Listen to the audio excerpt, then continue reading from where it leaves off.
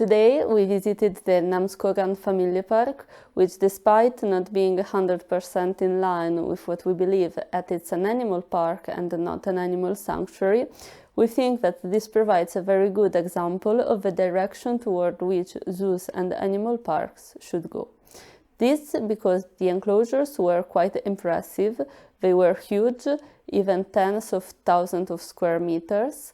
They were very much enriched and contained a lot of natural elements like rivers, lakes and small forests. The carnivore animals living at Namsskogan Familiepark were fed with ethically obtained meat from roadkills and from horses that unfortunately needed euthanasia. Finally, many of the animals living there were actually rescued animals. This is why we decided to interview one of the animal keepers working there.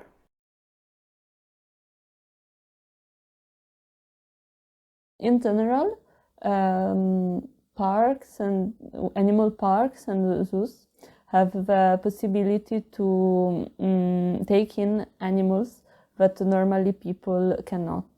Often, for these animals, the only possibility to not be put down is to end up in a zoo or in an animal park.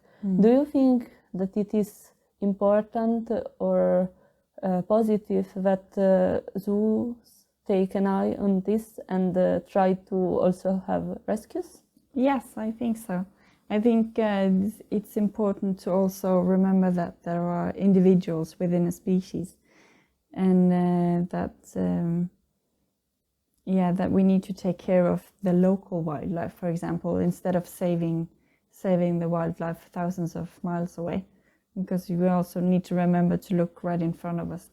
How do people react when they hear the stories of your animals?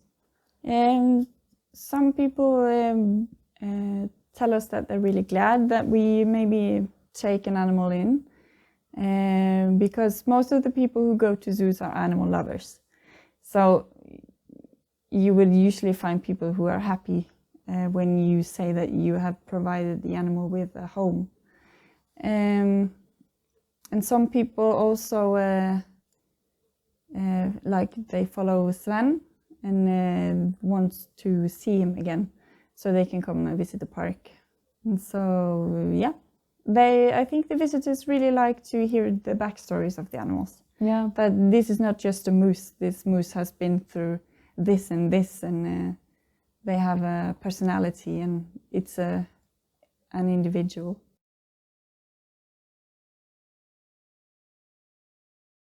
So you have here 2 otters, yes. Right? What are their names? We have one otter who turns 5 today. It's a male, and his name is Sven. And then we have a 6-month-old otter, which is a female, and she's called Nelia. So Sven was found in the garden of a family in Verdal, which is about south of here. And he was found out in the garden, and so they took him inside for the winter because they couldn't find his mother. And so he lived with the family. They had 2 children and 2 dogs for about a year. And he then lived inside with them and went to trips with them to the lake and to the river. And they also made an Instagram page for him, Sven the Otter. And the second daughter, Nelia? Yeah, so Nelia also has a similar story. She was found on Frøya, which is an island in Trøndelag.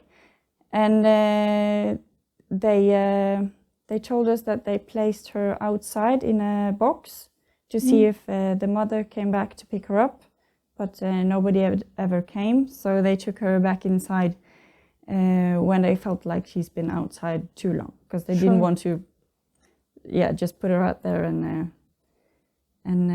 let her get too cold. They've been having her inside for a couple of days and giving her kitten milk, which they got from veterinarians. Mm-hmm. And they then sent a message to us and asked if we had room to take her in, because they didn't want to put her down. And so we applied to the government or the Norwegian Environmental Agency, and asked if we could take her inside, because we already had Sven, so we wanted to have a kind of like a buddy for him. Yes. So you got the permission? Yes. And so I picked her up in Trondheim in September, I think, and we placed her in the stable with in the pool room, and continued with bottle feeding and slowly adjusting her to eating more and more solid food. What is her personality? I would say high energetic and playful. Maybe a bit too playful sometimes. She doesn't really know how hard she can bite, or have these social skills that they would normally learn from their mothers. Yeah. So it's a bit difficult for us too to kind of let her know that she's doing something wrong, because she's an otter, so we have to. So now Nelia, we saw she lives indoor. Yes. Why is it? Because it's a bit too cold for her right now, and so we need to wait until spring. Also, we weren't quite sure if she could swim well, and the lake in the enclosure is quite large, so we didn't want her to drown in there. Of course. And so we just figured that she's going to stay inside until she's almost 1 year old. Yep. And then we'll put her in the other enclosure, and then we will slowly make her and Sven get used to each other until we see that we can try to put them together. What sound does she make when she wants to interact? She crawls on the bar or on the fence, and she makes this peeping noise. And also just if we move around in the kitchen where she is, she follows us. And also if we're inside with her, she kind of like walks with her legs. Does she have any toys she likes? Yes, she has a lot of toys. Actually, we bought a lot of things for her, like teddy bears and dog toys and like these plastic balls. But I think her favorite thing is actually sticks. Yeah. So small wooden sticks. She likes tossing them up and chasing them. And what are the differences that you can observe between Sven and Nelia? I would say Nelia is more of a teenager. So sometimes she can get bored, and she likes to explore more than Sven does.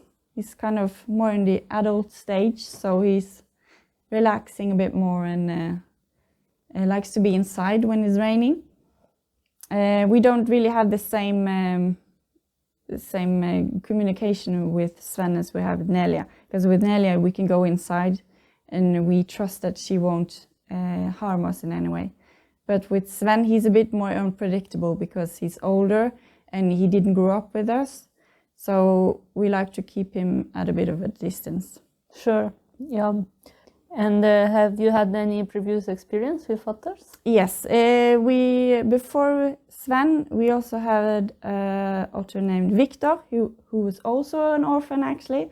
Wow. So I think, from what I know, almost all the otters that we had in the park has been found outside without parents.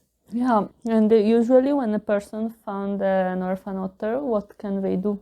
You can call the a wildlife center, and they would normally try to replace them with somebody if they can't, or put them down, worst case.